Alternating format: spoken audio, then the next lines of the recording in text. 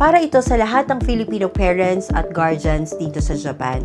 May kumakalat na video ng isang batang sinasaktan at itinulak sa dagat. At ngayon, itinuturing na itong serious bullying case. Ayon sa balita, isang elementary student ang sinaktan at itinulak sa dagat ng mga mas matatandang estudyante.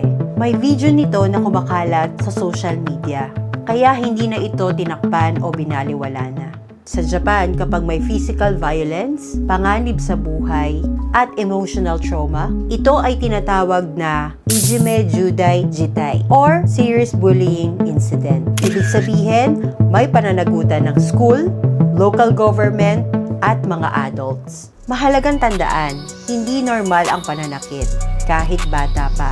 Hindi dapat manahimik dahil lang nakikibagay tayo sa Japan.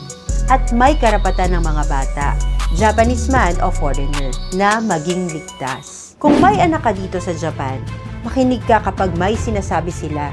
Kapag sinabi nilang natatakot sila, huwag mong baliwalain. At tandaan, may batas at sistema ang Japan para protektahan ang mga bata kahit dayuhan tayo dito. Dahil dito, nagsimula ng independent third-party investigation ng Osaka City. Layunin nitong alamin kung sino ang may kasalanan, may pagkukulang ba ang eskwelahan, at kung paano mapipigilan na maulit ito. Kaya sa ating mga Filipino na nakatira dito sa Japan, huwag tayong manahimik kapag may mali.